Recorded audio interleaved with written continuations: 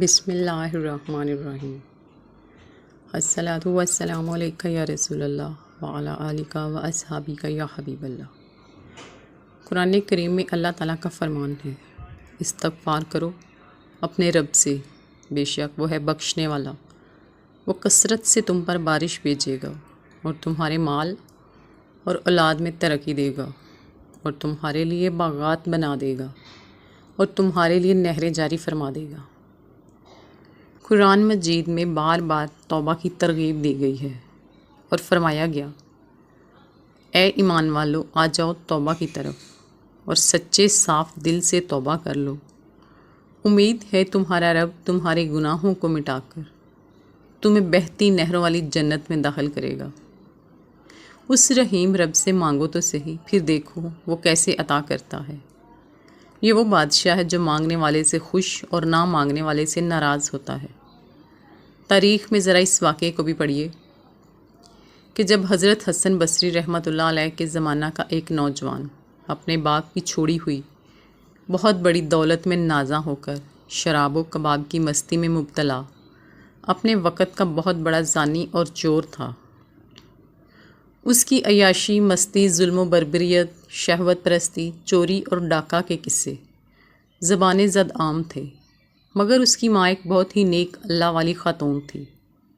وہ ہر وقت اپنے اس بیٹے کو سمجھاتی کہ بیٹا ان گناہوں کی لت میں مت پڑو، بیٹا زنا چھوڑ دو، بیٹا شراب نہ پیو، بیٹا توبہ کر لو، نیکی کی طرف آ جاؤ اور میرے ساتھ چلو، ہم حضرت حسن بصری رحمۃ اللہ علیہ کے پاس جا کر تمہاری توبہ کروا لیں۔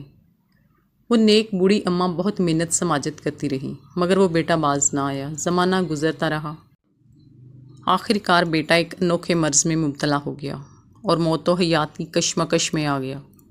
جب اسے اپنی موت سامنے نظر آنے لگی اور جانے کا وقت یقینی طور پر قریب آ گیا، اب اسے احساس ہوا اور ندامت ہوئی۔ اب چارپائی پر لیٹا ہوا ہے، چل پھر نہیں سکتا، زندگی کی آخری سانس میں پکارتا ہے، اے ماں تو ساری زندگی حسن بصری کا نام لیتی رہی، میں اب چل نہیں سکتا، خدا را آپ چلی جائیں اور حضرت حسن بصری کو ادب کے ساتھ عرض کر دیں کہ میں اب چل نہیں سکتا، میرا آخری وقت ہے، اپنا تھوڑا سا وقت نکال کر ہمارے گھر تشریف لائیں اور میری توبہ کروا دیں، مجھے تو توبہ کا طریقہ بھی نہیں آتا۔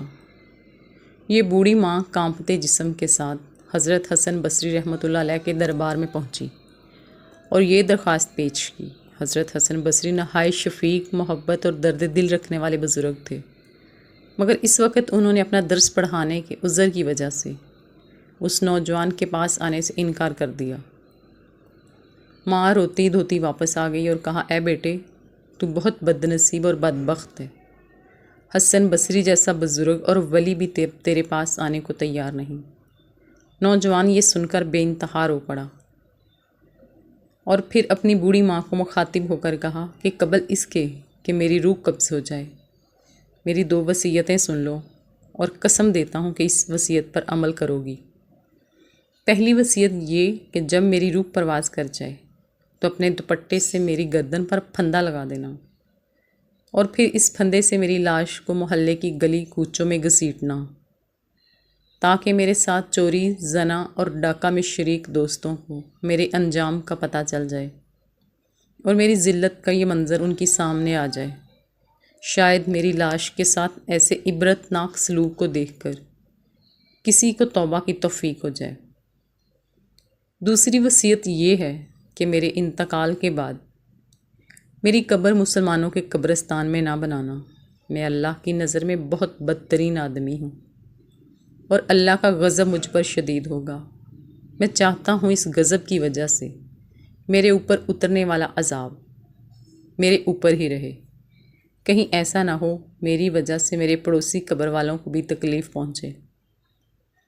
ان 2 وصیتوں کے بعد اس نوجوان نے دھاڑے مارتے ہوئے نظریں آسمان کی طرف کیں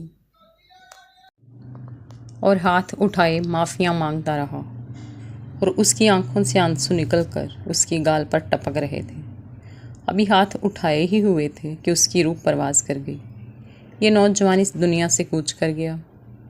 اس کی موت کے بعد اس کی ماں دوبارہ حضرت حسن بصری کے دربار میں گئی اور عرض کیا کہ حضرت جس بیٹے کے لیے میں آپ کے پاس آئی تھی اب وہ جا چکا ہے، اس کا انتقال ہو گیا ہے۔ اب تو آپ آ جائیے، میرے بیٹے کا جنازہ پڑھا دیجیے، شاید آپ کے جنازہ پڑھانے کی وجہ سے اللہ کو رحم آ جائے اور میرے اس بد نصیب بیٹے کی بخشش ہو جائے۔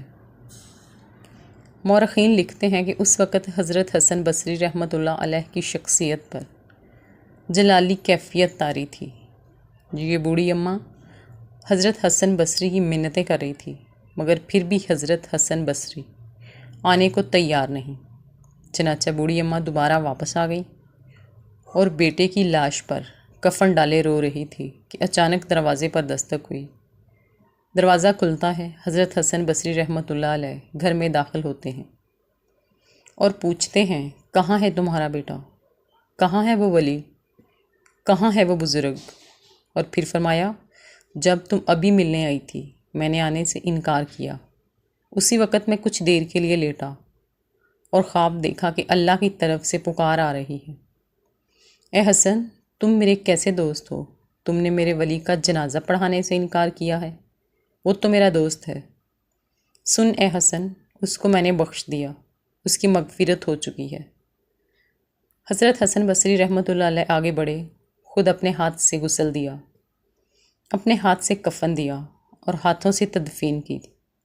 تاریخ میں ایسے توبہ کرنے والوں کے بہت قصے مذکور ہیں۔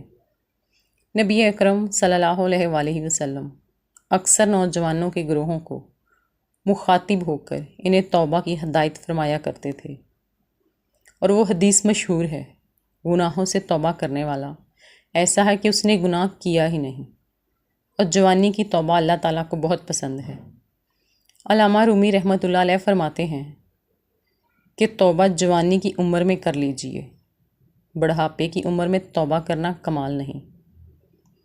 علامہ رومی رحمۃ اللہ علیہ اپنے شعر میں عجیب تشبیہ پیش کرتے ہیں، یعنی بڑھاپے میں تو ظالم بیڑیا بھی متقی اور پرہیزگار بن جاتا ہے۔